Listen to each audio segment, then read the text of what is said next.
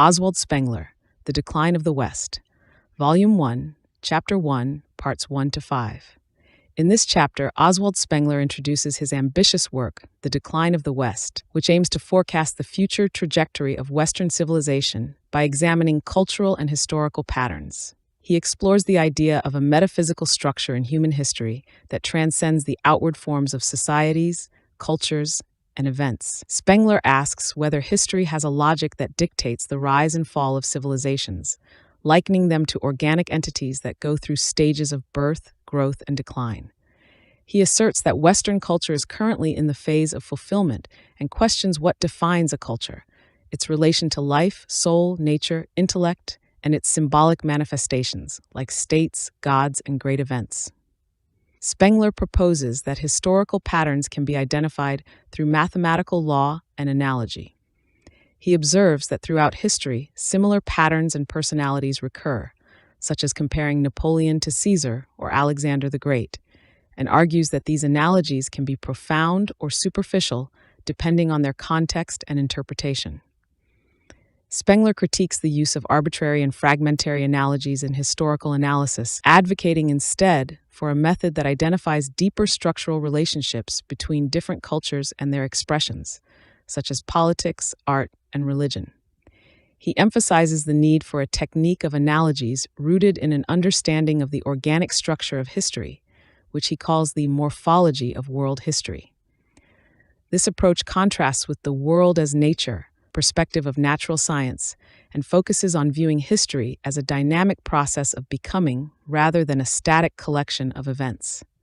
He introduces the concept of the world as history versus the world as nature, advocating for a new philosophical approach that appreciates the organic and chronological nature of historical phenomena.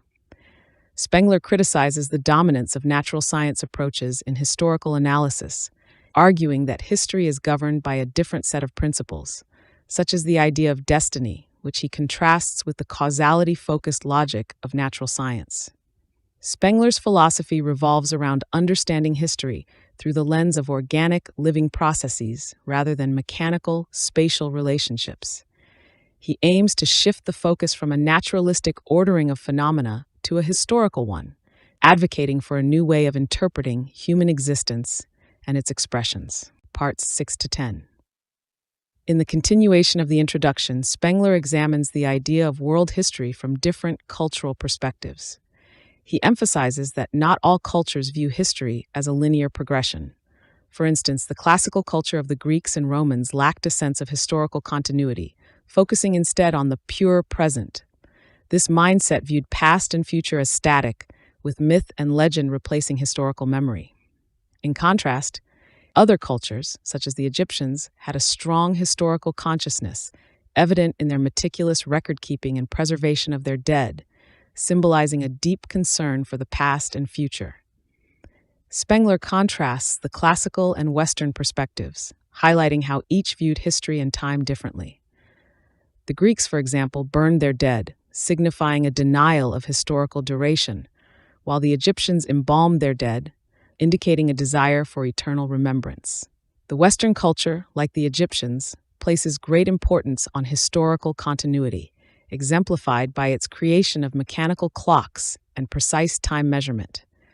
This contrasts sharply with the Greek approach, which lacked a clear chronological perspective and emphasized timelessness. The chapter also discusses the limitations of the commonly used historical framework of ancient, medieval, and modern times, which Spengler argues is an arbitrary and narrow view of history. This framework fails to accommodate the full range of historical experiences, especially those outside the Western perspective. He introduces his own Copernican view of history, which treats different cultures as unique organisms with their own life cycles, rather than fitting all of them into a single linear progression. Spengler believes that history should be understood as a series of distinct cultural life cycles, each with its own unique characteristics and trajectories. He emphasizes that Western culture is an exception in its strong sense of history, and that other cultures, such as Indian and classical, do not share this view.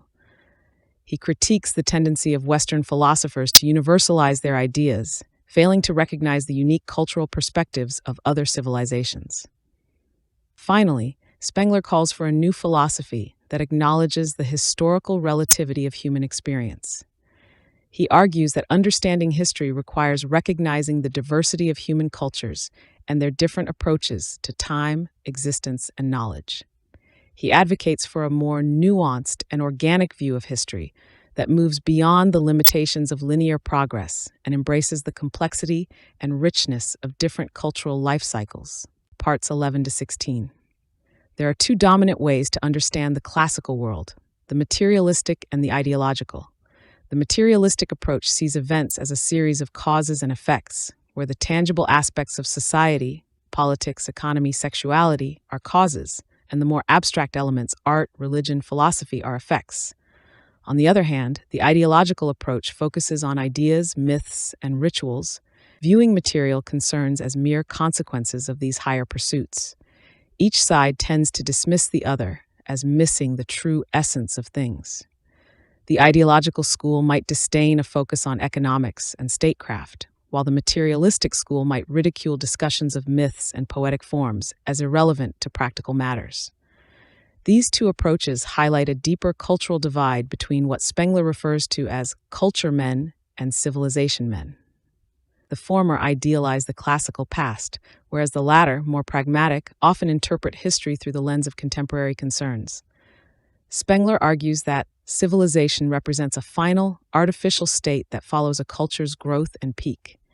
Every culture eventually reaches its own unique civilization phase, marking an irreversible decline into rigidity and external show. Civilizations are characterized by world cities and provinces, where the former absorbs all intellectual and cultural life, while the latter becomes mere support. This trend is evident in Western societies transitioning from cultural hubs to megalopolitan cities, mirroring earlier transitions from Syracuse, Athens, and Alexandria to Rome. The essential contrast between culture and civilization is one of soul versus intellect. The transition to civilization is inevitable, driven by an expansive tendency that's beyond individual or collective control. Spengler uses the example of Cecil Rhodes as a precursor of a future type of Caesar, focused on territorial and financial success. The Roman Empire exemplifies the trajectory from culture to civilization. The Romans did not conquer the world through superior force, but rather filled a vacuum left by the decline of the East.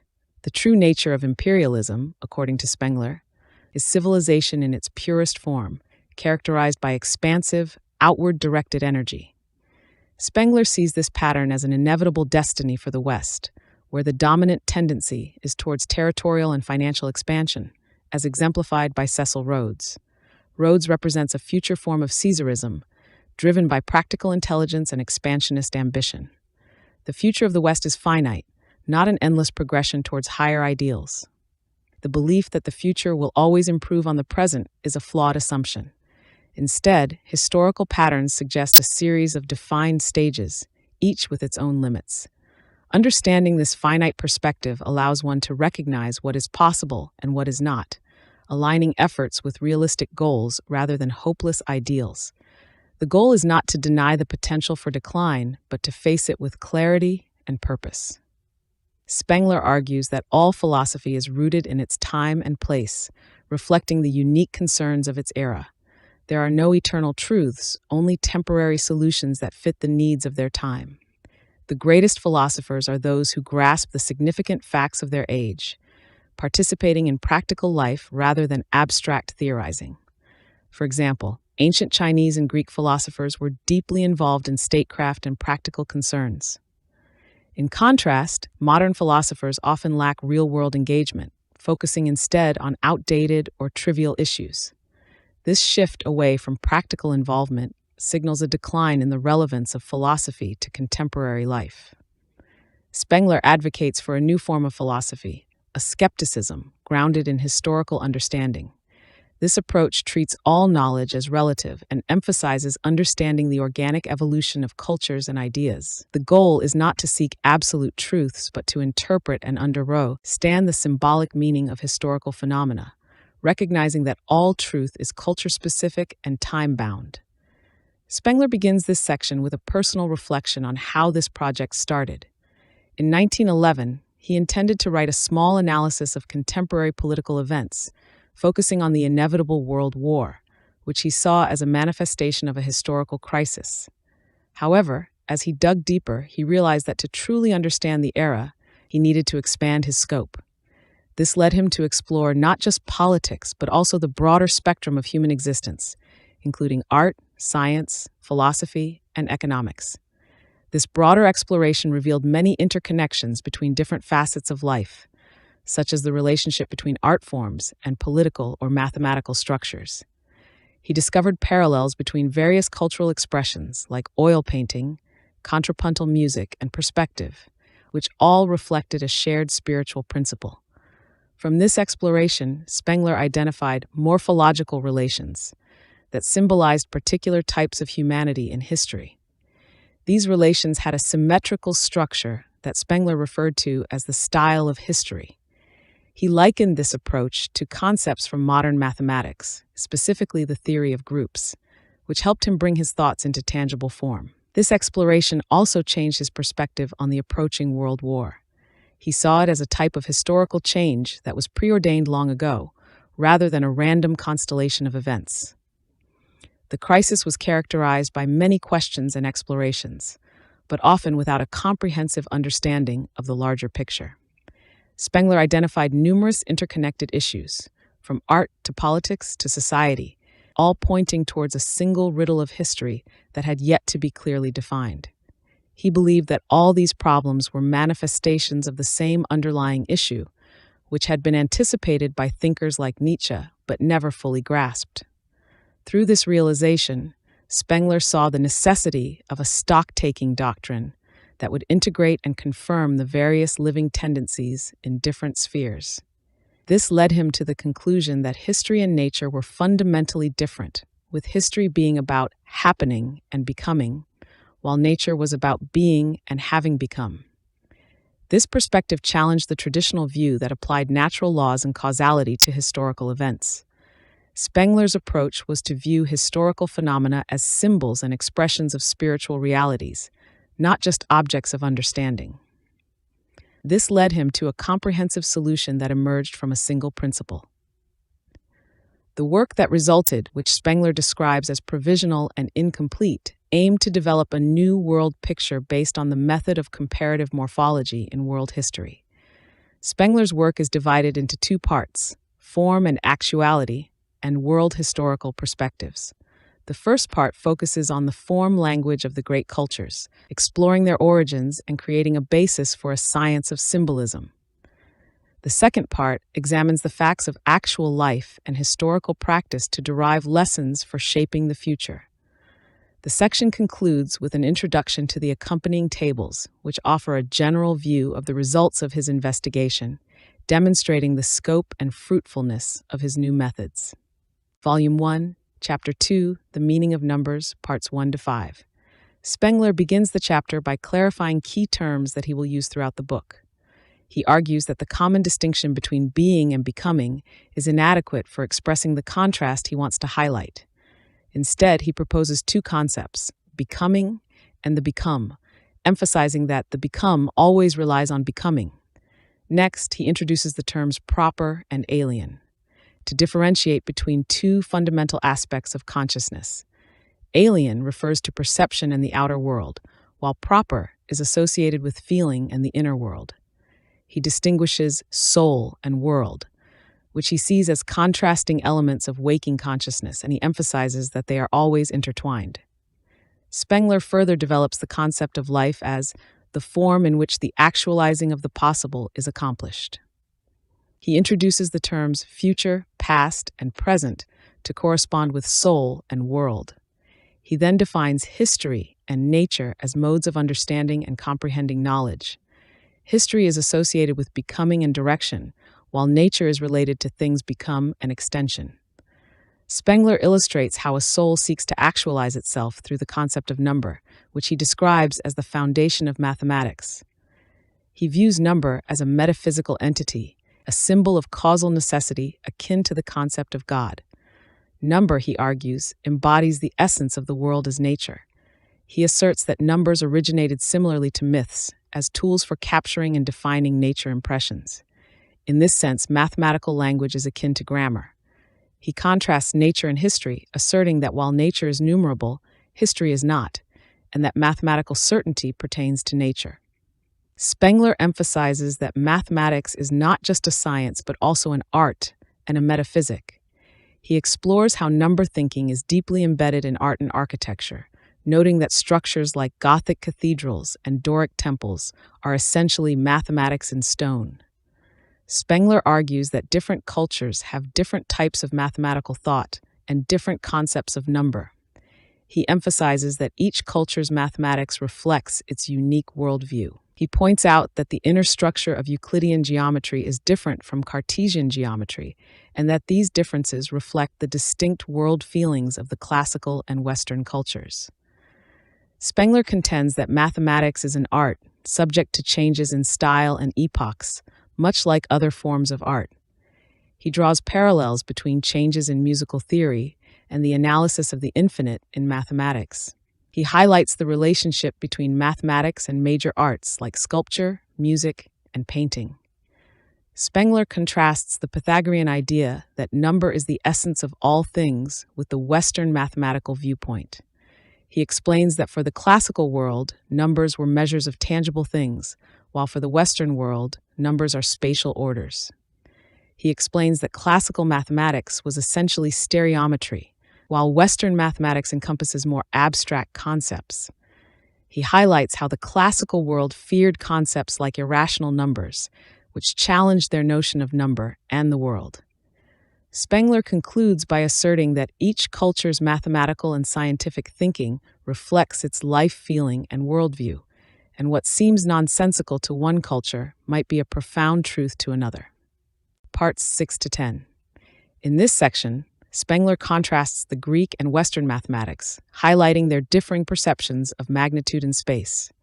The Greek mathematic, rooted in perceivable magnitudes, focuses on the comprehensibly present, limiting itself to the near and small.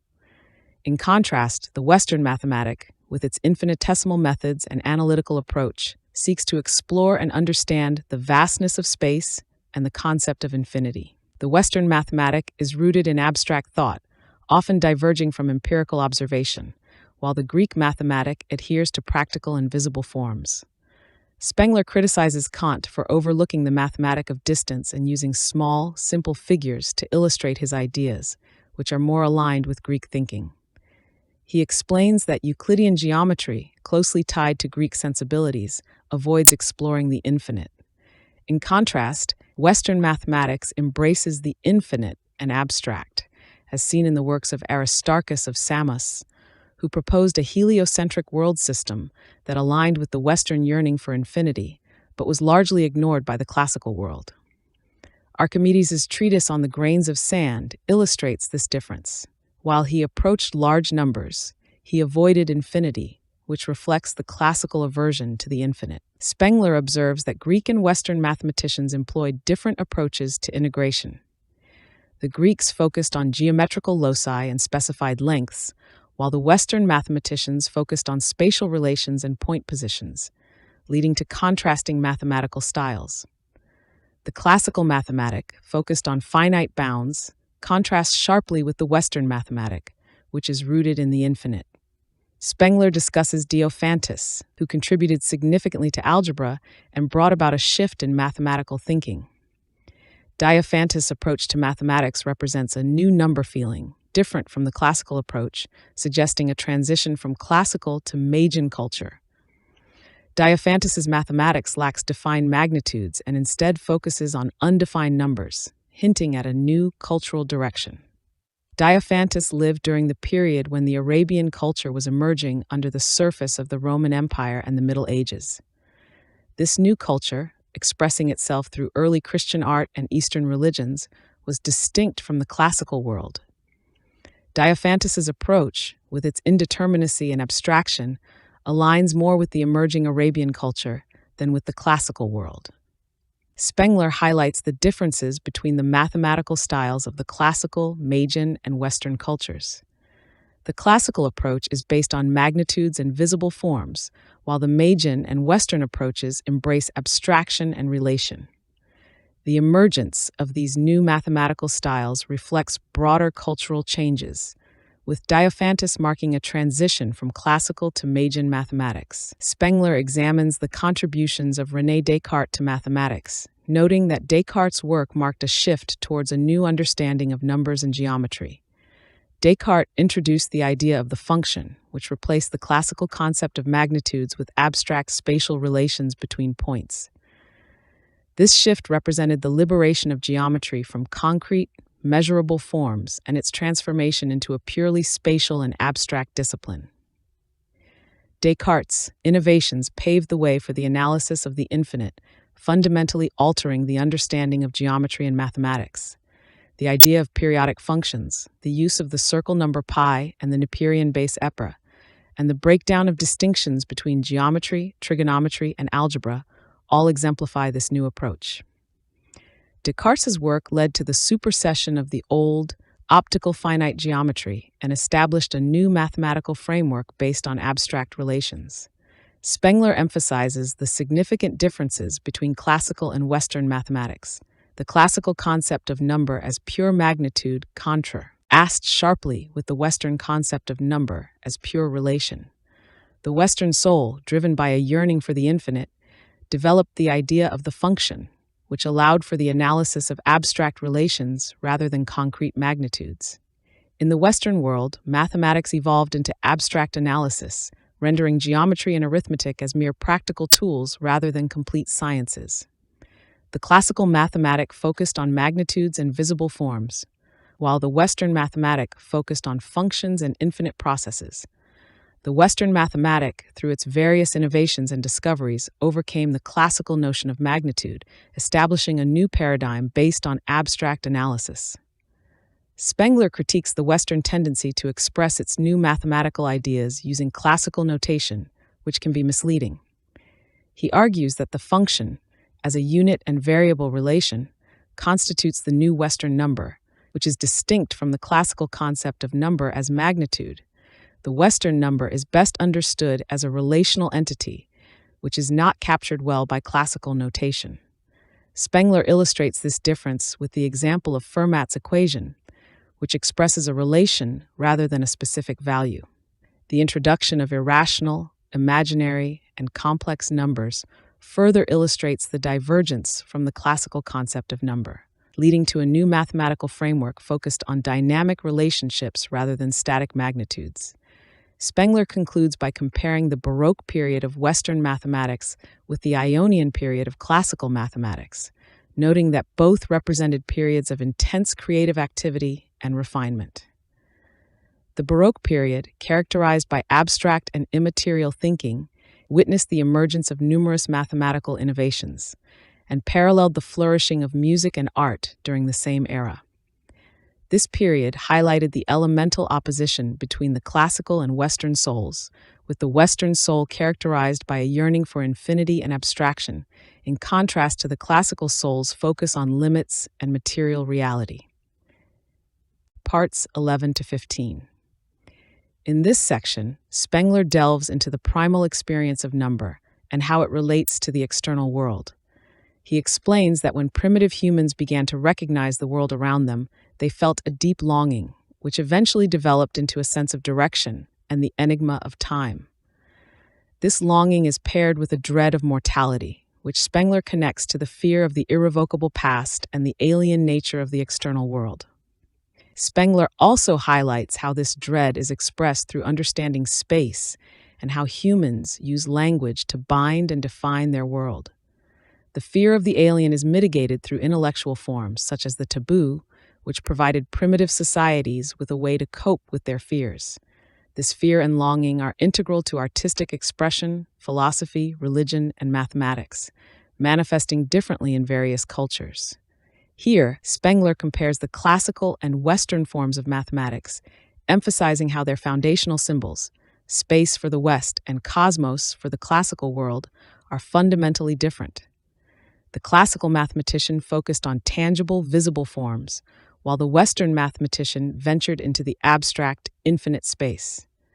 Spengler also discusses how the focus of classical mathematics was on geometry and measurable bodies, while the Western approach was more abstract, dealing with dimensions and infinite elements. He highlights how these differences are reflected in the arts, with the classical focus on concrete forms and the Western emphasis on abstract music. Spengler elaborates on the differing relationships between elements in classical and Western mathematics, using the concepts of proportion and function. Proportion, important in classical art forms like sculpture and fresco, assumes constancy, while transformation, vital in Western music and mathematics, assumes variability. He notes how these concepts are not confined to mathematics but are also essential in other art forms. In this section, Spengler distinguishes between classical construction and Western operations, noting how the former focuses on concrete instances and the latter on classes of possibilities. He explains how this difference aligns with their respective cultures, with the classical world valuing definitive results and the Western world exploring formal possibilities. In this part of the chapter, Spengler discusses the importance of the limit problem in Western mathematics. The concept of limits opens up the idea of the infinite, which is distinct from the classical view. He describes how the understanding of differentials evolved from a classical zero-based understanding to a concept of variable numbers. Spengler argues that this shift underscores the historical nature of the Western soul, contrasting it with the finite and tangible focus of the classical mathematicians. Part 16-18. Spengler discusses the evolution of Western mathematics, focusing on the transformation from classical static forms to dynamic, abstract mathematical concepts. He explains how Western mathematics, driven by a spirit of transcendence and the pursuit of the infinite, began to move beyond the visual and tangible limits of classical mathematics. This led to the development of function theory, where the rigid constants of classical mathematics dissolved into variables, and geometry became analytical. Geometry transformed from dealing with concrete forms to abstract spatial relations, which eventually bore little resemblance to sense-present phenomena. In architecture, this transformation mirrored the shift from Renaissance clarity to Baroque complexity. Just as mathematical forms became more abstract and less visually grounded, architectural forms moved from the clear lines and proportions of the Renaissance to the ornate dynamic forms of the Baroque, emphasizing movement and complexity over static harmony. This section further explores the implications of Western mathematics transcending the visual and tangible world. The Western pursuit of abstract mathematical concepts challenged the limits of sensory perception, embodying the Northern soul's will to power, a drive to transcend sensory limitations and embrace abstract thought. This shift in perspective led to questioning the foundations of classical mathematics, including Euclidean geometry. Spengler explains that the notion of transcendental extension came into conflict with the limitations of immediate perception, leading to the realization that Euclidean geometry is just one of many possible geometrical frameworks. This realization opened up the possibility of non-Euclidean geometries, which could be employed in physics and astronomy, and were sometimes more useful than the traditional Euclidean framework. In the final part discussed, Spengler delves into the culmination of Western mathematics in the theory of groups. This development represented a profound expansion of function theory, where mathematical entities are no longer tied to sensory experiences but exist in abstract symbolic space worlds. Groups consist of sets of homogeneous mathematical entities that maintain certain properties under specific transformations, revealing deep structural similarities within seemingly disparate mathematical objects. This theory of groups represents the ultimate expression of the Western mathematical spirit, capturing the essence of the Faustian soul's drive to understand and control the world through abstract thought. However, Spengler suggests that this peak also signals the end of significant creative advancements in Western mathematics, as the focus shifts from groundbreaking theoretical development to the preservation and refinement of existing knowledge. Spengler concludes by reflecting on the historical trajectory of Western mathematics, likening its rise and eventual stabilization to the life cycle of a culture, which blossoms, matures, and then moves into a phase of conservation and refinement. He suggests that the era of great mathematicians has passed, and the task now is to preserve and refine their legacy, much like the late Hellenistic mathematicians who refined the contributions of earlier Greek thinkers. Volume 1, Chapter 3, Physiognomic and Systematic, Parts 1-5. In Chapter 3 of The Decline of the West, Oswald Spengler discusses the distinct ways in which people interpret the world, physiognomic and systematic approaches. These two methods reflect different mindsets when it comes to understanding the world around us. Spengler begins by exploring how we can view history independently of personal or cultural biases. This requires detachment, much like in physics, where the observer's position is considered accidental rather than normative. He suggests a similar shift is needed in world history, moving away from viewing events as simply leading up to our present. Instead, history should be seen as a vast panorama, where all times and places are equally significant. Spengler contrasts nature and history as two extreme terms through which humans order the world. Nature refers to the realm of things that have become static, defined by laws and mechanisms, while history concerns things in the process of becoming, filled with unique, irreversible events. Nature is about mechanical necessity, while history is about life and becoming. He highlights how nature is static and timeless, fitting neatly into scientific laws. In contrast, history is dynamic and fleeting, best understood through art and poetic vision. This reflects the difference between mechanical and organic views of the world. Next, Spengler discusses the principles of form and law. The more a world picture aligns with nature, the more it relies on laws and numbers. In contrast, an intuitive world picture focuses on forms, emphasizing transformation and mobility. He illustrates this through the differences between chronological numbers and mathematical numbers. Chronological numbers, like dates, are unique and differentiate events, while mathematical numbers represent constants. He argues that nature in its precise sense is a late concept, developed by mature cultures, whereas early humanity lived in a world of pure becoming, guided by myth and imagination. Spengler argues that the task of understanding the world is twofold, portraying it either as nature or as history. These perspectives differ fundamentally. The physicist focuses on quantities and spatial relationships, while the artist or historian focuses on direction and destiny. For example, the German word Ferne can mean either distance in space or the future, reflecting how artists and poets naturally associate spatial distance with a sense of futurity, unlike the Greeks who focused on the present. In this part of the section, Spengler examines the systematic and physiognomic methods of understanding. Systematic understanding focuses on laws and quantities, while physiognomic understanding focuses on form and direction.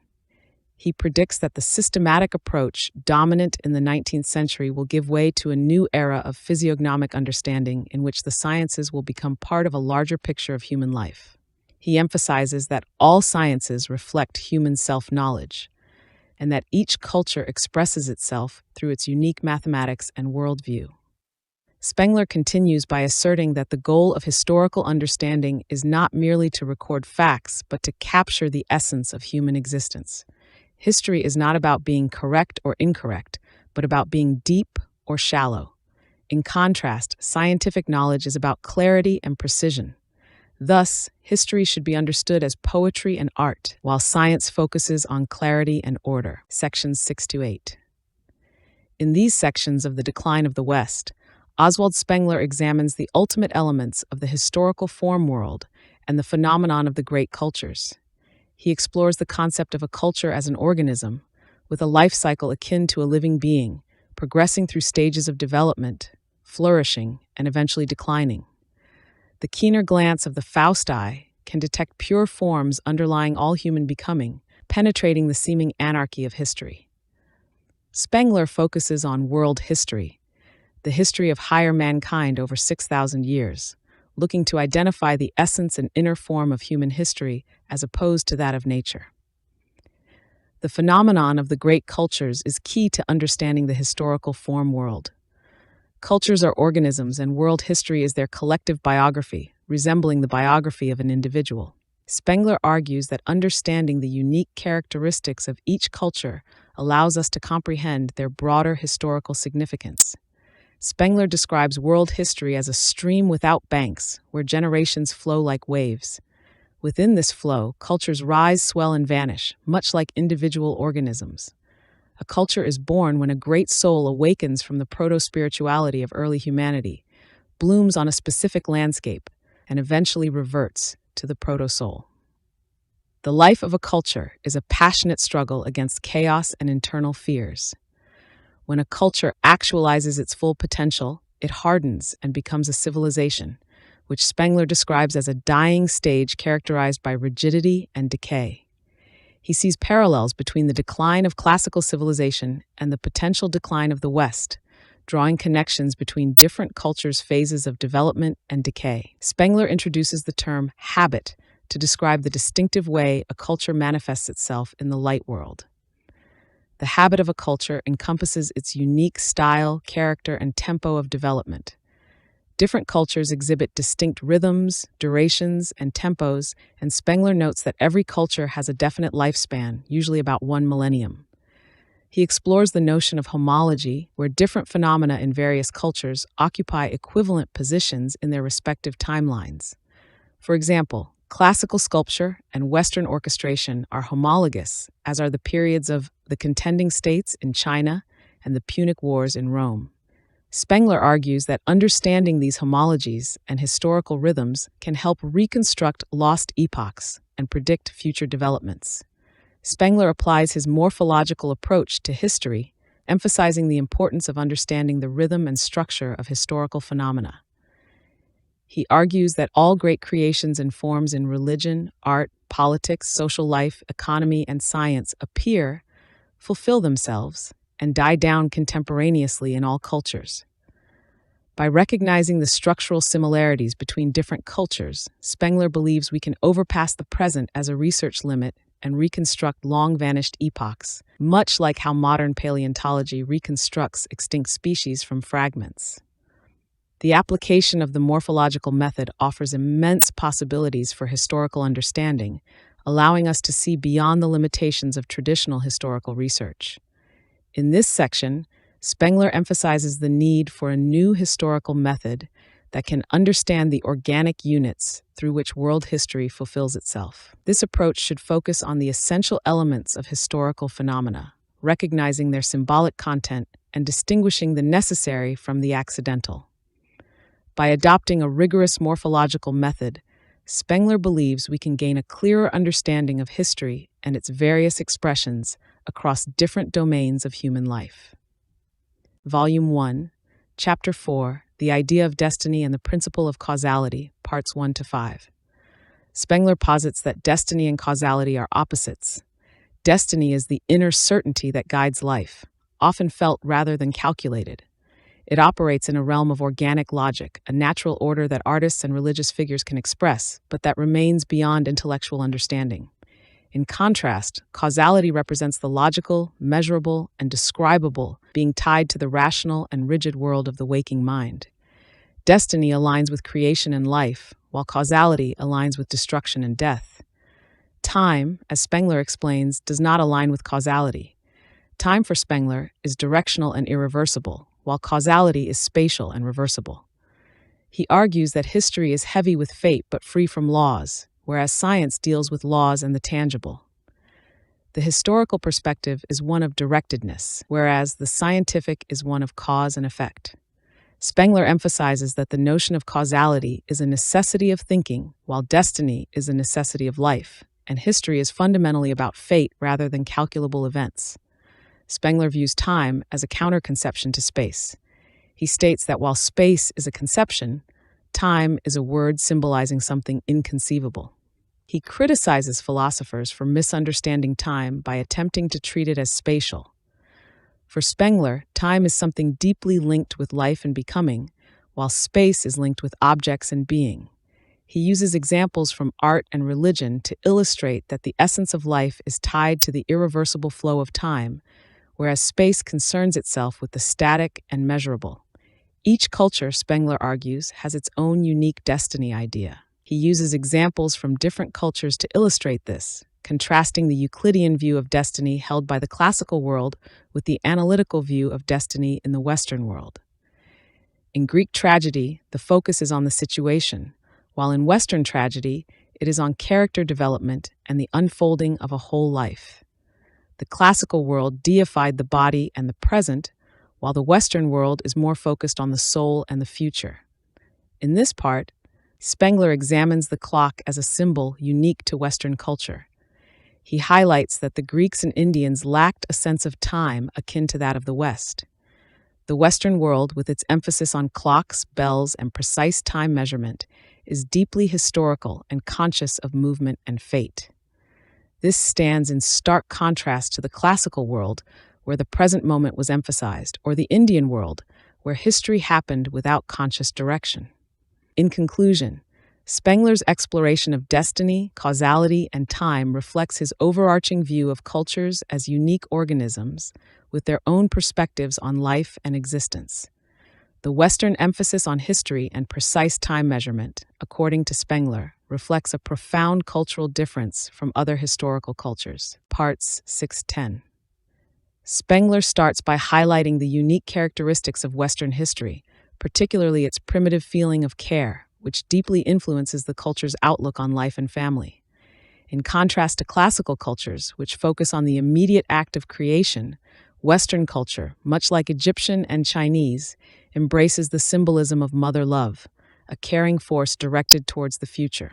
This motif is captured in the Western Christian tradition through depictions of Mary with the Christ child, a representation of caring and nursing. The state, Spengler argues, represents the highest form of paternal care, embodying a protective and future-oriented comradeship. He draws a sharp contrast between the historically caring cultures, such as Egyptian, Chinese, and Western, and the more carefree cultures like classical and Indian, which live more for the moment.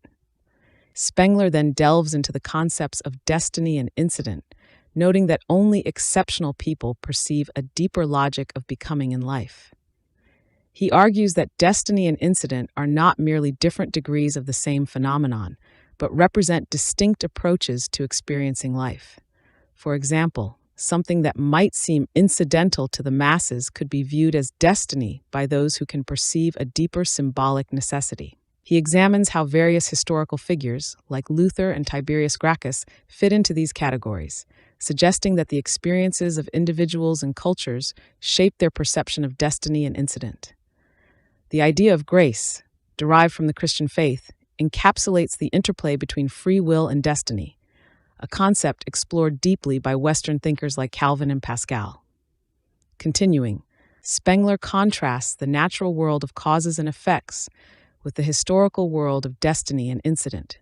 He argues that the historical perspective transcends the mere collection of data, aligning more closely with a dramatic or divine view of existence. This insight, he contends, is what allows individuals to see incidents as symbolic and to align themselves with destiny. Spengler praises Shakespeare as the dramatist of the incidental, highlighting how his characters encounter incidents that seem fated yet are profoundly incidental. This approach, Spengler asserts, differs markedly from classical drama, which focuses more on universal fate affecting all people equally, rather than the deeply personal destinies portrayed in Western drama. In this section, Spengler illustrates how incidents can shape the course of history but do not alter its deeper logic or destiny. He uses examples like Columbus and Napoleon to show how specific events or personalities might change, but the overarching course of history remains driven by its intrinsic necessity.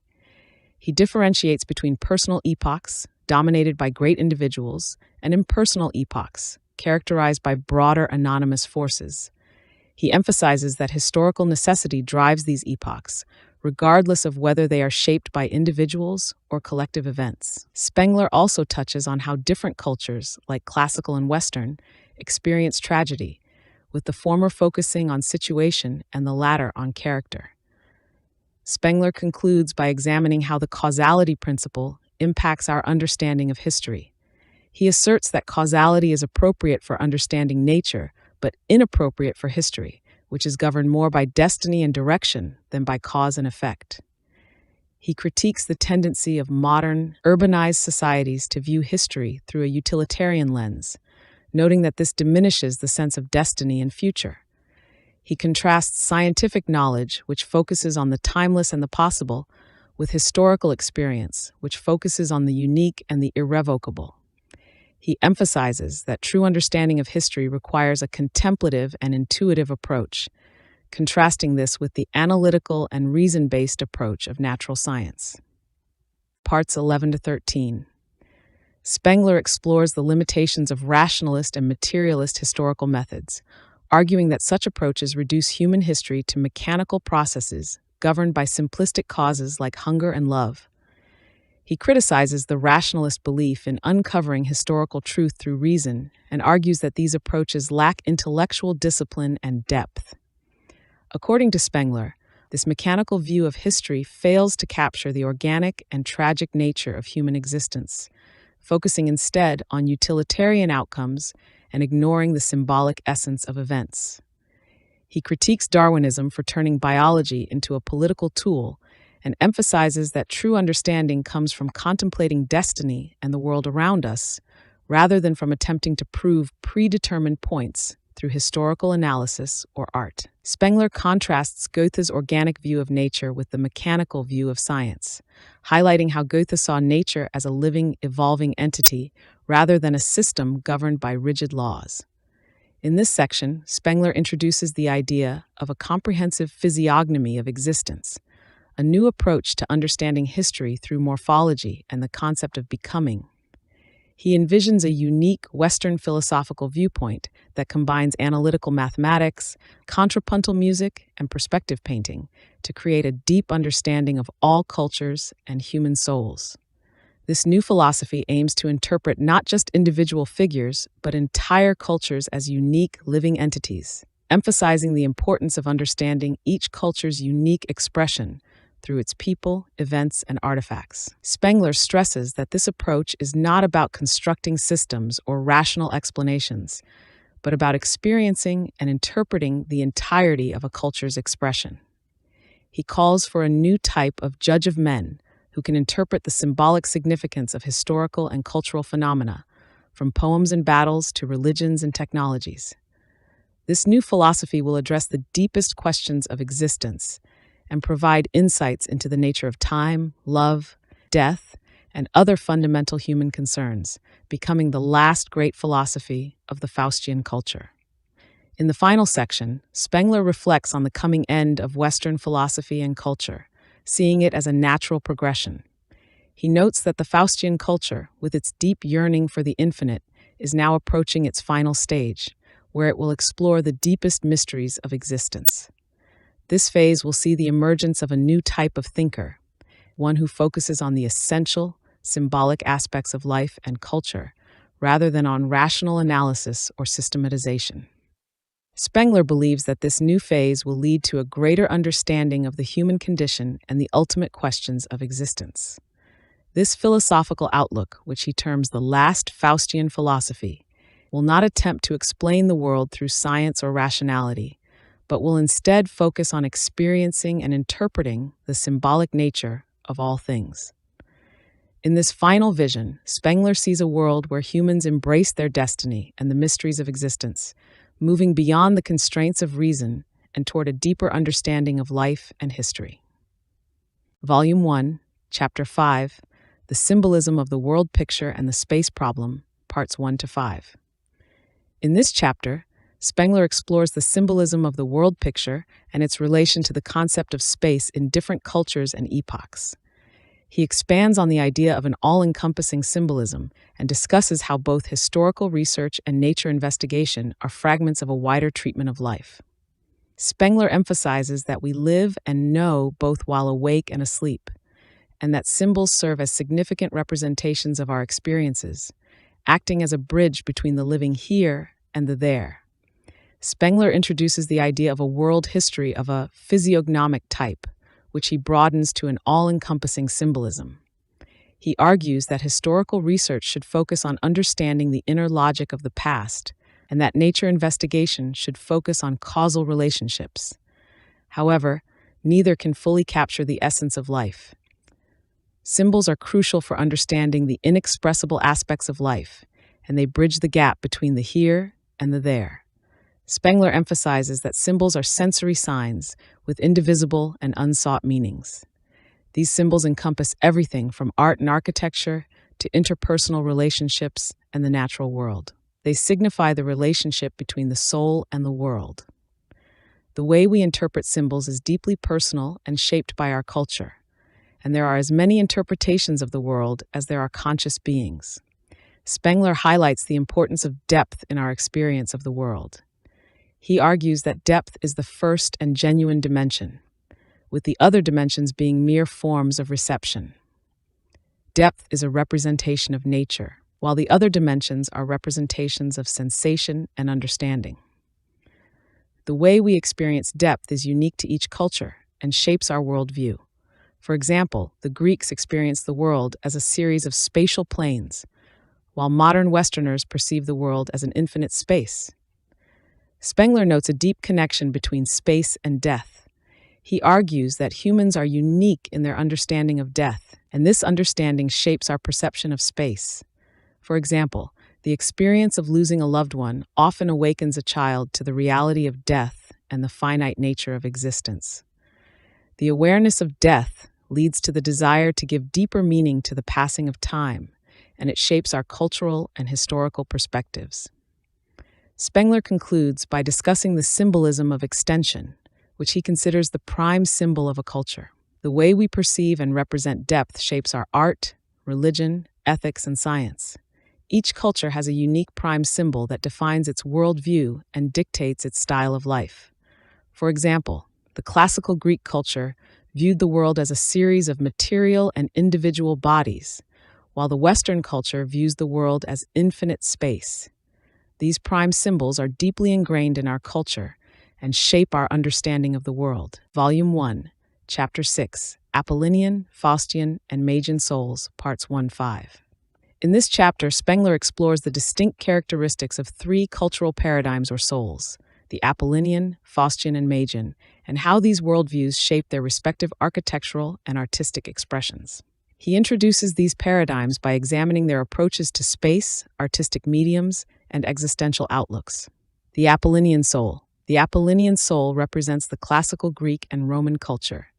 It is characterized by a focus on the sensuous, immediate, and tangible. The Apollinian soul views the individual body as the ideal type of extension, embodying a finite and self-contained perspective. Artistic expression. The art of the Apollinian culture is grounded in the visible and tangible world. The nude statue, clear and definitive painting contours, and mechanical statics reflect this focus. The Apollinian sees life as a series of separate entities, emphasizing individual forms and precise outlines. The classical relief is stereometric, with no depth between figures. Architecture. The Greek and Roman temples embody this spirit with their emphasis on form over space. The Doric column and peripteros are firmly grounded and have no inward aspect, reflecting an existence rooted in the present moment without a deep inner development or history. The Faustian soul. The Faustian soul is characteristic of Western European culture, driven by a sense of limitless space and endless striving. Artistic expression. The art of the Faustian culture, like the fugue, creates space using light and shade, emphasizing dynamic movement and a deep consciousness of the ego. The Faustian art depicts existence as a journey, leading to memoirs, reflections, and introspections. The Faustian painting is about forming space rather than focusing on defined bodies. The cathedral's vaulted ceilings express the depth experience, soaring into the universe. Architecture. Gothic architecture, with its dynamic, deep cathedrals, reflects this culture's emphasis on space and the infinite. The Gothic cathedral's soaring arches and light-filled windows convey the culture's boundless aspiration and spiritual longing. The Gothic style, unlike the classical, embraces the concept of height and depth, reaching into the heavens. The Magian soul. The Magian soul is linked to the Arabian culture and spans regions between the Nile and Tigris. It focuses on an inward-looking, cavernous concept of space, heavily influenced by religious experience and transcendent inner realities. Artistic expression. Magian art includes mosaics and arabesques, creating a mystical atmosphere. Its emphasis is on the interior, rejecting outward spatial concepts.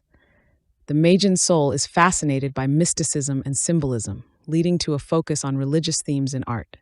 Architecture. The architectural style of the Magian culture, such as Hagia Sophia, focuses on the inward and enclosed space. The interior is introspective, emphasizing a closed system that represents the culture's inward spiritual focus. Magian architecture avoids outward-looking elements, such as expansive windows, instead creating enclosed, inwardly focused spaces. Cultural reflection. Spengler argues that these three cultural paradigms reveal the broader worldviews of the societies that created them. Each culture's art and architecture serve as expressions of their unique existential outlooks. The Apollinian is grounded in the present and finite, the Faustian reaches towards the infinite, and the Magian focuses on inward transcendence. Through their distinct artistic and architectural styles, these cultures reflect their unique orientations towards space, existence, and the divine. Parts 6 to 10. Spengler identifies the great style as an organic phenomenon that embodies the prime symbol of a great culture. He argues that true styles only arise from cultures that have transcended mere art to become units of expression and significance. He illustrates this with examples from various cultures, including ancient Egypt, Russia, and the West, each with its unique style phases, such as pre-style, non-style, and post-style periods. The organic history of a style often starts with a period of experimentation before reaching a distinct style phase. For example, in Egypt, the style emerged definitively around the Third Dynasty, while in Western Europe, the Romanesque style appeared suddenly before evolving into Gothic and other phases. Spengler highlights the symbolism embedded in different architectural forms, such as the Egyptian avenue of sphinxes, which emphasizes a singular direction leading towards the grave. In contrast, Western architecture, particularly Gothic, is characterized by a dynamic of space and symbolic depth. Spengler explores how different cultures express their spiritual principles through art. For example, Egyptian art remained predominantly architectural, avoiding other forms like painting or secular music. In contrast, classical art shifted from architecture to independent plastic art, while Western art moved towards music and expressive Baroque forms.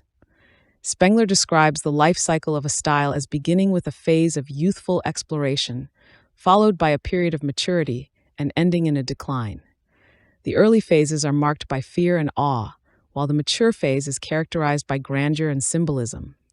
The decline sees a move towards lighter, more worldly arts, culminating in a loss of creative vigor.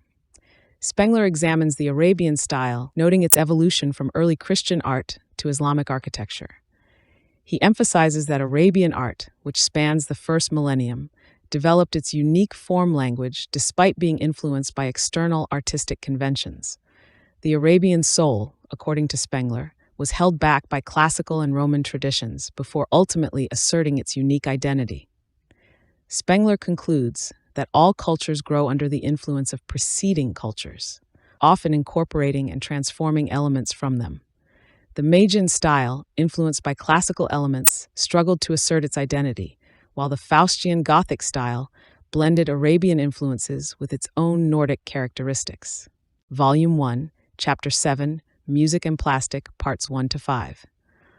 Oswald Spengler begins Chapter 7 by exploring the arts of form, which he views as symbolic expressions of higher humanity's world feeling. In the arts of form, he includes music, which he suggests should have been included in the domain of art historical research instead of being treated separately from the pictorial and plastic arts. Spengler asserts that the distinction between optical and acoustic means is superficial, and what truly matters is the deeper imaginative power and the inner experience behind these art forms. In classical art, the relationship between the artwork and the sense organs is different from the more imaginative relationship in Western art.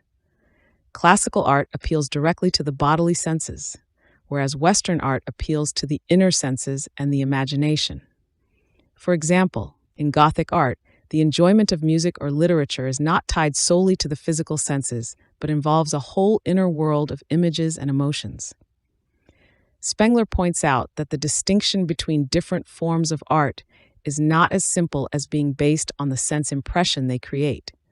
The essential characteristics of art are found in their historical and spiritual context rather than in superficial criteria like technique or medium.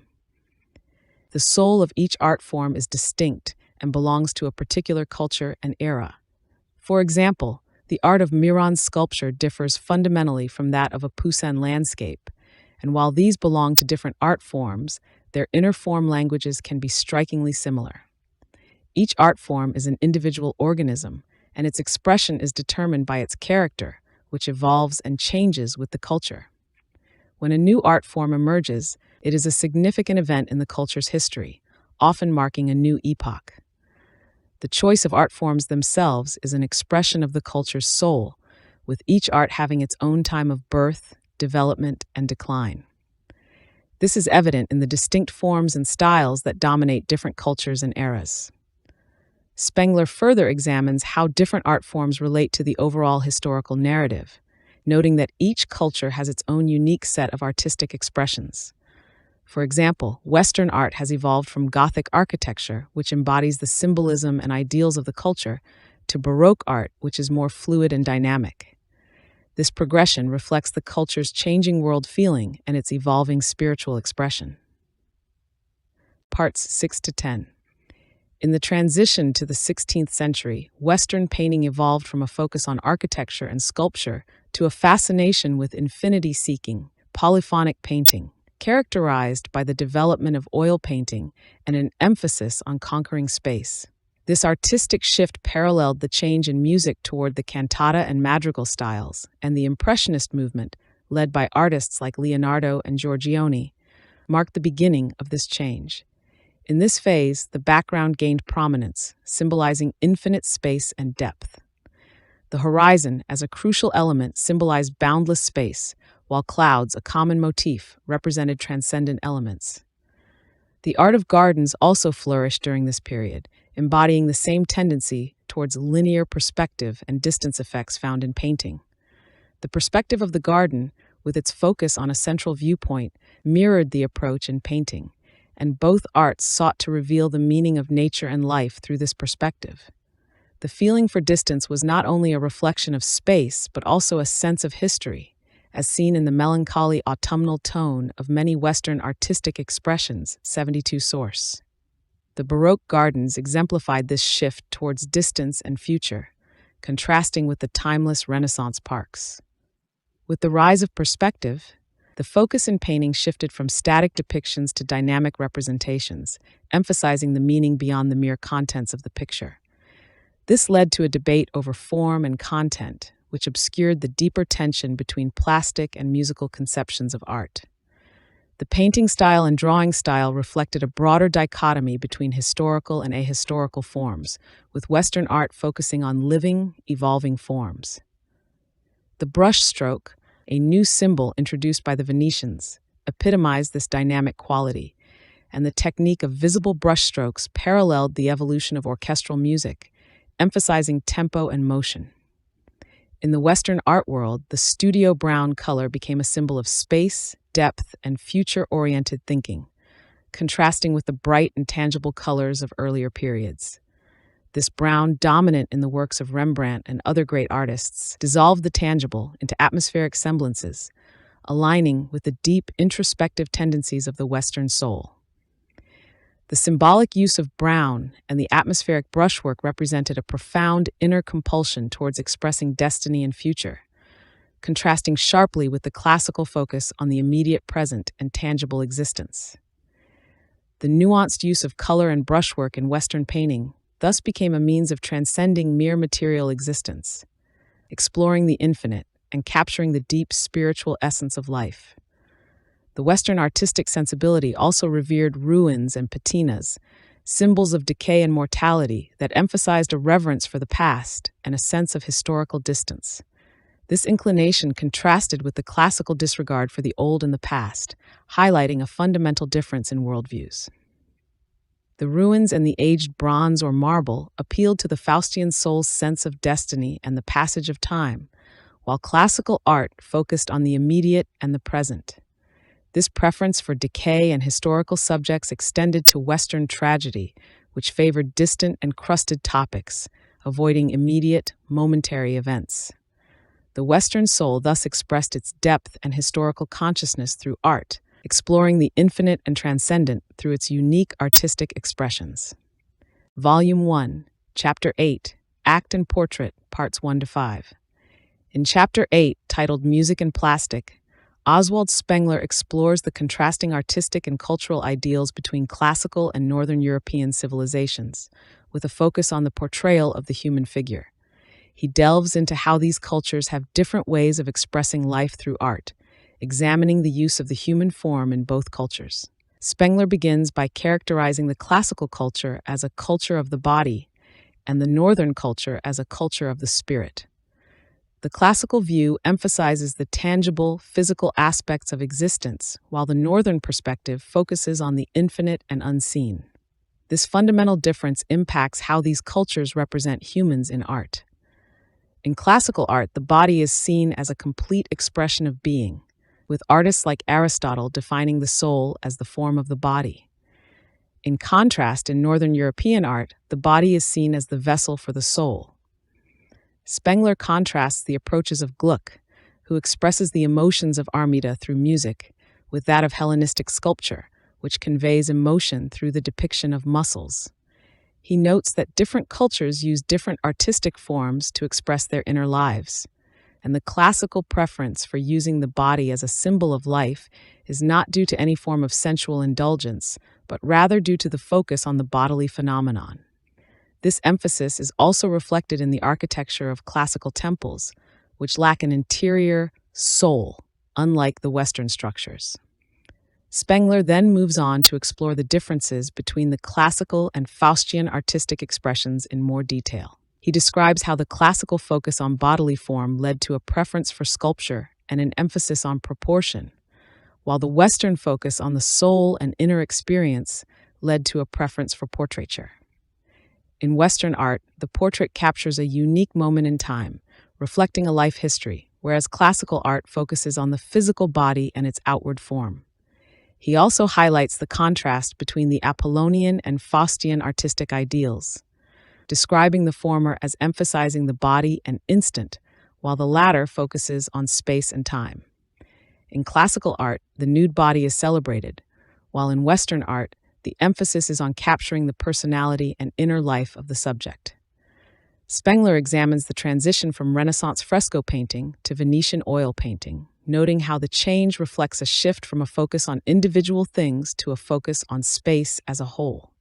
He describes how artists like Leonardo da Vinci and Raphael struggled with the transition, with Leonardo creating works that were more musical and atmospheric, while Raphael's works were more focused on line and form. Spengler then contrasts the classical and Faustian forms, noting that the classical ideal is centered around the body and the moment, while the Faustian ideal focuses on the soul and the infinite. He describes how the transformation from Renaissance art to Baroque art reflected a shift from a focus on bodily form to a focus on space and movement, with artists like Michelangelo leading the way. Parts 6 to 10. In the latter part of Chapter 8, Oswald Spengler delves deeply into the decline of Western art, illustrating how the major artistic achievements reflect the broader destiny of a culture. This portion explores Western art's fate as it ages and its inevitable demise, much like a living organism. Spengler discusses the nature of art during the phase of accomplishment, stating that Western art, like all art, follows a life cycle from birth to death. He contrasts the Apollonian and Faustian art groups, each rooted in its respective culture's prime symbol. Apollonian art focuses on the naked statue, while Faustian art centers on pure spatial infinity, expressed best through instrumental music. Spengler observes that Western art evolves from painting to music, paralleling the transition in Greek art from planar fresco to sculpture. He sees oil painting and instrumental music as the ultimate expressions of Western artistic endeavor, with painting reaching its peak between 1550 and 1650. The decline begins around 1670, marked by the passing of major painters like Rembrandt and the transition to a more mature style focused on music. Next, he introduces the term Impressionism and places it in the broader context of Western art. Spengler explains that Impressionism captures a Western world feeling, characterized by a preference for space and movement. He emphasizes that Impressionism is not merely a phase but a fundamental characteristic of Faustian art. He highlights that Impressionism pervades various domains, including mathematics, physics, ethics, and even Christianity, reflecting a tendency to transcend the limitations of the material world. The Impressionist artist creates images of infinite content, akin to microcosms for Faustian man, moving towards a music-like quality where light and shade evoke an atmosphere of endless movement.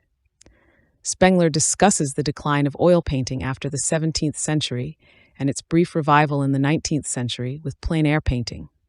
This new style, though continuous with the past, represented a conscious rejection of the traditional brown sauce associated with the old masters. He argues that plein air painting, characterized by scientific precision and technical mastery, lacked the spiritual depth and religious feeling of earlier works. Spengler notes that German painting, lacking a continuous tradition, struggled to catch up with its French counterpart, leading to a phenomenon out of season characterized by haste and confusion. He argues that the Impressionist movement marked the end of great Western art, contrasting it with the vibrant music culture of the 18th century, where Germany excelled. The author reflects on the death of Western art in Tristan, which Spengler describes as the keystone of Western music. He draws parallels between Wagner's Bayreuth and the decline of Apollonian art in Pergamum. Both represented a rejection of form and proportion, characterized by a taste for the gigantic and theatrical. Spengler contends that the decline of artistic power is marked by the abandonment of strict form, resulting in a struggle between indiscipline and formality. He laments the end of the grand ornamentation, arguing that contemporary art, focused on novelty and fashion, lacks the spiritual necessity of earlier works. He concludes that Western art has died, leaving behind only industrious cobblers and noisy fools. Next, he builds on the decline of art in different cultures. Spengler describes how dying cultures enter a period of artistic repetition and pattern work, where originality fades and endless imitation prevails. He highlights the phenomenon of eclecticism in declining cultures, noting how they mix styles and appropriate past masterpieces due to their inability to create new originals. Spengler criticizes the lack of true creative power in contemporary art, which relies on imitations and eclectic combinations, often viewed as industrial art. He sees this as characteristic of a culture that has exhausted its artistic possibilities and entered its final phase of decline, leaving behind only the facade of greatness. Spengler meticulously charts the life cycle of Western art, from its vibrant birth and flourishing to its inevitable decline and death. Through comparisons with other cultures, he demonstrates the recurring patterns of artistic life, emphasizing the inevitability of cultural destiny and the eventual exhaustion of creative power. This analysis highlights the complex interplay between art, culture, and historical destiny, offering a profound insight into the nature of artistic achievement and its ultimate demise. Volume 1, Chapter 9, Soul Image and Life Feeling, Parts 1 to 5. Philosophers have long believed in the existence of the soul, considering it capable of being analyzed by reason. However, this belief is based on faith rather than critical examination. Notions like will, regret, anxiety, and jealousy are prime words which signify immediate inward certainties that resist description. The idea of creating a systematic, scientific psychology has often failed because it deals with intangibles like the soul. The soul, represented by abstract terms like functions, feelings, and motives, is not something that can be defined or analyzed effectively using these methods. The soul is not a thing to be dissected, but rather something that people experience and express through symbols, language, and art. As people began to articulate their thoughts, the soul emerged as an image that represents the counterworld to nature. This soul image is essentially a counter-image to the physical world and varies depending on how nature is conceptualized. The soul represents the inverse of the physical world, and each culture has its unique psychological system that reflects its time and space. Psychology, in its attempt to comprehend the soul, has often created a mechanistic representation of an organism. In this process, the essence of life, its direction and purpose, has been overlooked. Traditional psychology often presents the soul in terms of static mechanisms, missing the point that life is an ever-becoming, pure experience. The soul image mirrors the perception of the external world, having its directional depth, horizon, and boundedness or unboundedness. This soul image varies with each culture and time period, and it can only be fully understood in the context of its specific historical and cultural background. Every culture has its own unique psychology, reflective of its unique soul and worldview. The way a culture understands its soul is influenced by its language and inner symbolism. For example, Western languages, which express the will, reflect the transformation of verbs, indicating a unique spiritual direction. This will-centered perspective was absent in classical thought. The Gothic worldview, characterized by its focus on will and reason, was an expression of the life feeling of its time. The opposition of will and thought in the soul corresponds to other oppositions such as direction and extension, history and nature, and destiny and causality in the outer world. The Gothic age, embodying the I in its architecture and ethics, saw the soul as a dynamic entity. In contrast, the Russian soul, will-less and focused on the limitless plane, seeks to grow anonymously within a community. This difference is evident in the perspectives of Western and Russian culture, where the Western soul emphasizes individuality, while the Russian soul emphasizes collectiveness. The classical soul, focused on the present, is also will-less, with a destiny determined by forces outside itself. In Western culture, the individual is evaluated based on activity and directedness, leading to the concept of character. This emphasis on character aligns with the active, fighting, and progressing nature of Western life, as opposed to the passive nature of classical and Indian cultures. The Western soul emphasizes overcoming resistance and striving toward the future, while the classical soul focused on a well-ordered group of tangible traits, reflecting its emphasis on the present and the body. Western tragedy focuses on character, while classical tragedy focuses on noble gesture. The Western character drama emphasizes willing and movement, while the classical drama focuses on the ideal bearing of the hero in a painful situation. In Western tragedy, the narrative is biographical, emphasizing the sense of a whole life, while classical tragedy is anecdotal, focusing on the content of a single moment. The classical tragedy, devoid of movement and strictly adherent to the three unities of place, time, and action, represents a static existence, while Western tragedy, driven by directional biography, reflects the dynamic Faustian soul. The forms of dramatic presentation also differ, with classical drama resembling a relief sculpture, while Western drama emphasizes unbroken movement and dynamic presentation. The differing forms of tragedy reflect the distinct life feelings of the Western and classical worlds, with the Western soul driven by active, directional energy, and the classical soul characterized by passive, present-focused existence. Part 6 and 9, Greek tragedies were presented in a highly stylized manner using masks, larger-than-life costumes, and monotonous sing-song delivery, which limited individual expression.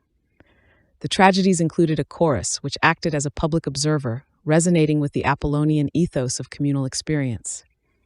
This contrasts with Western monologues where characters interact with themselves inwardly, emphasizing individual experience. Greek art, even in tragedy, was centered on the physical and visible. The tragedy occurred during the day, unlike Western plays which transition to the evening and night, reflecting a divergence in cultural attitudes toward light and darkness. In Greek art, there was no sense of time of day or year, whereas Western art used these elements to convey atmosphere. The classical style is immediately comprehensible, with no hidden meanings or depths, making it universally accessible or popular. In contrast, Western culture emphasizes individualism and internal depth, resulting in esoteric creations that are understandable only to a few. The classical geometric principles, for instance, are simple and direct, whereas modern mathematics requires specialized knowledge.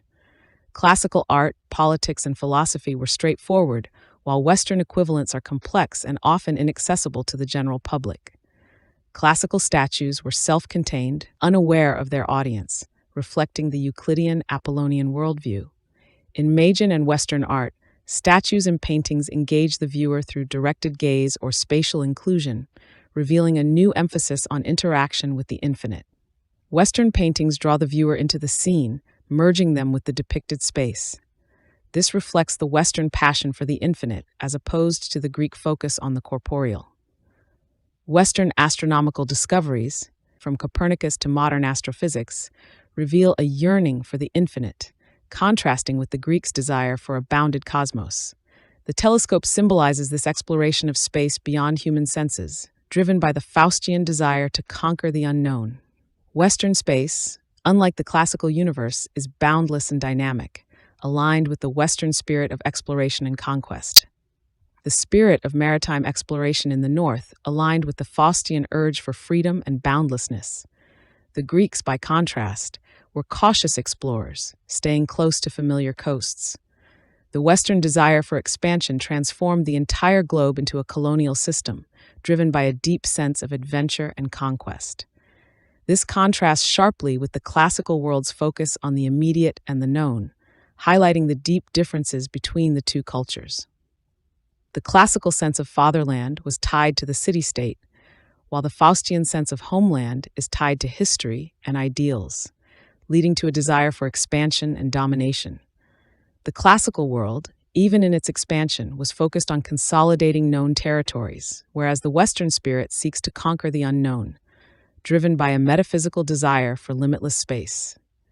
This relentless drive defines the Faustian culture, seeking freedom and independence, in stark contrast to the bounded communal classical world. Volume 1, Chapter 10, Buddhism, Stoicism, Socialism, Parts 1 to 5. In Western society, people often believe that moral behavior stems from an inherent obligation to guide or change others' behavior. This belief is rooted in the Faustian spirit, characterized by a desire for power and influence. The Western view of morality emphasizes direction, power, and impact on the future. Unlike the Western approach, other cultures like classical and Indian view morality differently. For example, Buddha offers a pattern to emulate rather than commands to follow, and Epicurus provides guidance rather than dictates. Western morality is steeped in a desire to impose universal truths. This desire is reflected in the will to power, an inherent characteristic of the Western mindset. The Faustian individual sees life as a struggle, a competition to overcome and conquer. This is a stark contrast to the classical ideal of indifference or the Indian concept of non-desire. The Western ethic, characterized by the moral imperative, is rooted in directional energy and action, distinguishing it from other cultures. Western man transformed Christianity into a moral imperative, recasting it as a system of commandments rather than spiritual guidance. This transformation is evident in the Gothic period, where Western man began to reinterpret or overcome anything that contradicted their moral view.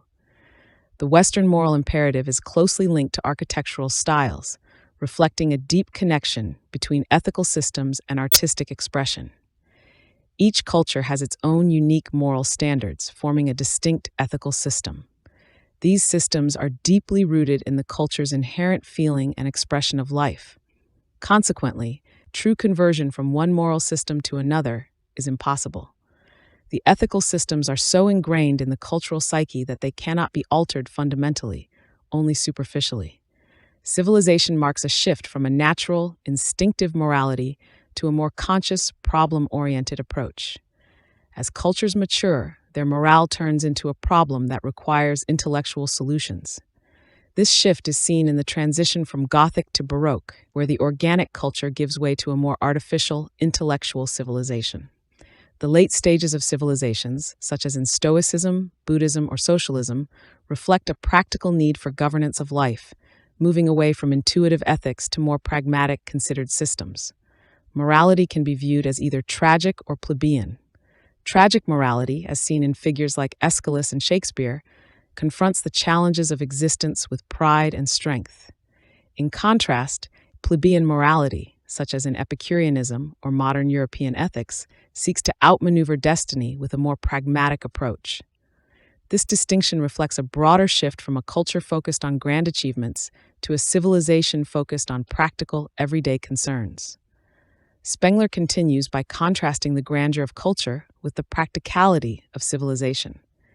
As civilizations mature, their morality shifts from an instinctive, deep-rooted ethic to a more pragmatic, intellectual one. This shift marks the decline of culture and the rise of civilization, characterized by an outward focus on practical matters rather than an inward focus on grand achievements. Spengler explores how each culture has its own form of spiritual extinction, often characterized by movements like Buddhism, Stoicism, or socialism. These philosophies represent end phenomena of their respective cultures. Buddhism, often misunderstood as a religion or reformation, is in fact a world sentiment of tired urban dwellers who have exhausted their culture and see no future. It aligns with Stoicism and socialism as final practical worldviews of dying cultures. Buddhism is not speculative, but practical, focused on self and conduct. Its philosophy denies a soul, reducing the inward man to a bundle of sensations, akin to Western psychologists and materialists today. Similarly, Stoicism and socialism are also devoid of metaphysical belief, focusing instead on self-management, defensive living, and societal organization, respectively. The author highlights how these nihilistic movements utilize their culture's prime symbols even in self-repudiation. Moving forward, the discussion turns to the new order of ethical sentiments emerging from urban, rootless masses. The populace now dominates the scene, replacing the once peasant-like culture folk. This mass is the focus of Stoic and socialist propaganda, and a new form of public effect emerges, the diatribe, which is rhetorical, practical, and plebeian. Diatribe, characteristic of the religion of the irreligious, manifests as preaching, rhetoric, or journalism, appealing to the masses. It marks a shift from meaningful creation to unrestrained agitation, from quality to quantity, and from depth to spreading out. The author emphasizes how this trend aligns with the shift from spiritual life to intellectual existence, with the emphasis on outward effect over inner creativity. Spengler discusses the ethical force of the will to power, where ethical socialism is framed as a pursuit of will to power rather than compassion or peace. It is imperialistic and focuses on giving dynamic energy to all of mankind. This socialism values deeds and conquest over immediate happiness, embodying a Faustian world feeling that emphasizes action over reflection. The author contrasts this with Stoicism, which adapts to the world, while socialism seeks to reshape it according to its view. Socialism is marked by a mechanicalization of organic concepts, transforming dynamic action into structured work. The author points out how this ethos aligns with the Faustian spirit, valuing action and imposing form on life, even if it means disregarding obstacles like wealth or tradition. The emphasis is on work as the form of affecting life, contrasting with classical values that sought to know the future, while Westerners want to shape it. Spengler considers the morphology of a history of philosophy, emphasizing that each culture has its own way of questioning and seeking understanding. The classical and Faustian cultures have unique approaches to philosophical inquiry. In the Faustian tradition, there is a shift from metaphysical to ethical philosophy, leading to a critique of society. The focus on ethics aligns with a desire to influence future behavior and societal structures, moving away from contemplative thought towards practical application. The author notes that as metaphysics declines, ethics takes center stage, shaping social and economic critiques.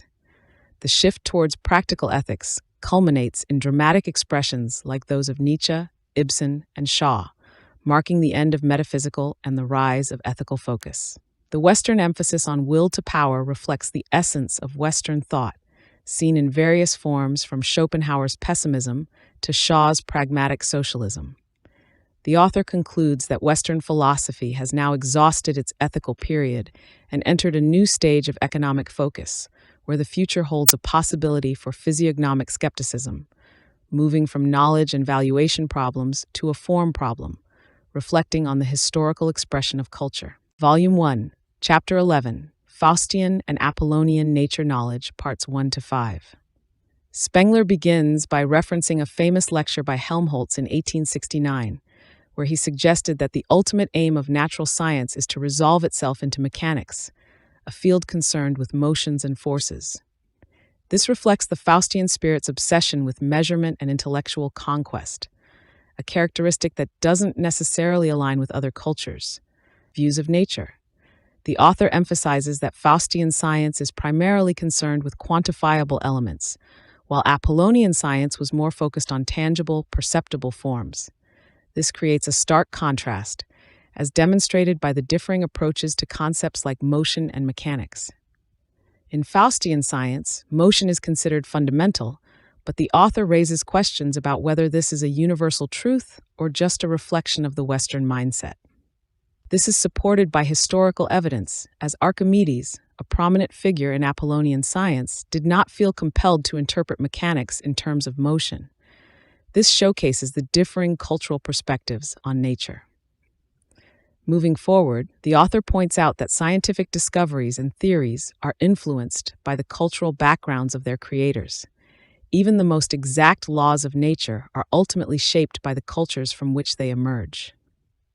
The discussion highlights how Western physics, despite being highly logical and consistent, is essentially a symbolic representation of the Western spirit, filled with mythological and metaphorical elements. In the realm of Apollonian culture, the understanding of nature was primarily static and focused on the immediate, tangible world. In contrast, the Faustian approach is dynamic, characterized by a desire to master the unseen forces of the universe. The author suggests that both approaches have merit within their respective cultural contexts, emphasizing that no single scientific perspective can be deemed universally superior. The chapter also explores the role of mathematics in these differing scientific paradigms. Apollonian mathematics focused on geometry and static forms, while Faustian mathematics delved into the abstract realms of algebra and analysis, seeking to comprehend dynamic processes and unseen forces. These contrasting approaches reflect the broader cultural tendencies of the two civilizations, with the Apollonian emphasis on tangible form and the Faustian emphasis on infinite exploration. In examining these two cultures, the author identifies the influence of religious beliefs on scientific understanding. The author suggests that every culture's science is preceded by its religion, and even atheistic science contains religious elements. This is evident in the differing ways that the Apollonian and Faustian cultures approach the concept of light. The former saw it as composed of tangible particles, while the latter viewed it as a force or wave, reflecting their respective cultural and religious influences. The chapter continues with a discussion of the different physics systems that arise from the two cultures, focusing on their respective views on motion. The author highlights the differing approaches to atomic theory, noting how the Apollonian view was focused on miniature forms, while the Faustian view emphasized minimal quanta of energy. These differing perspectives again underscore the cultural influences on scientific understanding. Parts 6 to 10. Spengler delves into the profound connection between religious and physical notions of necessity, emphasizing that mechanical necessity in nature is based on organic and fateful necessity in life. The concept of natural laws, which is fundamental to our understanding of science, is not universal, but is specific to the Western, and more particularly, the Baroque worldview. This mechanical understanding of nature is uniquely Western, and often cannot be accurately translated into other cultural contexts. The text explores how the classical and Magian cultures perceived necessity differently, with the former seeing it in a non-repetitive, morphologically unique manner, while the latter focused on an all-encompassing divine cause behind every effect. The principle of causality, so fundamental to Western science and philosophy, is shown to be a Western phenomenon, deeply rooted in the specific intellectual tradition that favors the dynamic over the static. The Western concept of natural laws, as seen in the works of scientists like Newton, is based on this dynamic principle, contrasting with the classical view, which did not focus on causality as a primary organizing principle. The text examines the role of experimentation in Western science, noting how it differs from the classical emphasis on passive contemplation. In the Western view, experience is an active pursuit, while for the Greeks, it was seen as a loss of experience. This leads to a fundamental divergence in scientific methodologies and worldviews between the two cultures. The Western concept of God, evolving from the Renaissance onwards, is increasingly abstract and impersonal, contrasting sharply with the more tangible, impersonal gods of earlier times. The Western scientific worldview, influenced by this abstract God, focuses on concepts like force and movement, which are reflected in Western art and music, as well as in the physical sciences. The author further explores how the forms of natural science correspond to those of the appropriate mathematics, religion, and art within each culture. For example, the Western concept of God aligns with an idea of infinite space, which is mirrored in Western religious music and art. The Western cathedral, with its soaring nave, and the organ, with its deep resonant tones, are symbolic of the Faustian longing for the infinite. The text then discusses the relationship between physics and metaphysics, noting that both attempt to explain the unknown powers perceived in nature. The noumena, or divine powers, are subject to the intellectual power of those who name them. Much like scientific concepts are defined and understood through naming and conceptualization. The classical and Western world feelings are contrasted through their respective notions of being. The classical focus on shape and form is contrasted with the Western focus on space and force. These differing views shape their respective concepts of divinity and the other, with the classical emphasizing form and the Western emphasizing space and force. The author critiques the common assumption that myth-making is a primitive activity, instead arguing that it is a characteristic of the springtime of great cultures. Myths emerge in periods of cultural awakening, such as the Homeric age in Greece or the epic age of Teutonism. The Western mythological world is seen as cohesive and unified, despite its diverse influences and elements. The chapter continues with an analysis of classical polytheism, highlighting its unique style of having gods without godhead. The classical perception of nature as a sum of well-formed bodily things is reflected in its gods, who are seen as physical beings closely tied to specific locations. This view contrasts with the more abstract and space-oriented mythologies of other cultures, such as the Faustian or Magian. In the later part of the classical period, the transition to a Magian monotheism is observed, where the gods are no longer localized and formable beings but transcendental figures. This shift is seen in the increasing abstraction of religious symbols and the merging of various deities into a single divine entity. Parts 11 to 13. In the last sections of the book, the author turns his focus to atheism and its relationship with civilizations. Atheism is not merely the lack of belief in a deity. Rather, it reflects a spiritual state where religious possibilities have been exhausted. It tends to emerge as a civilization transitions from culture to civilization. In different societies, atheism manifests in unique ways. For instance, the classical world understood atheism as a denial of the gods who dwell in sacred places, whereas modern atheism often asserts that God is dead, reflecting boundless space as godless. The Western concept of intelligence, which thrives on rationality, often sounds atheistic, while the term wisdom resonates more with early, rural, and spiritual conditions of the soul. Civilized men, particularly in large cities, become disconnected from the natural, organic religiosity of their forebears. The philosopher Aristotle, for example, was unknowingly atheistic when measured against classical notions of divinity. Civilizations develop their unique forms of atheism, distinctively opposed to their prevailing religions. In the Western context, the dynamic concept of space and conquest, often characterized by an invasive dynamic, contrasts with the more static and accepting religious traditions of earlier cultures. A distinct trait of Western religions is the intolerance toward opposing doctrines, reflecting a spatial spiritual conception of heresy.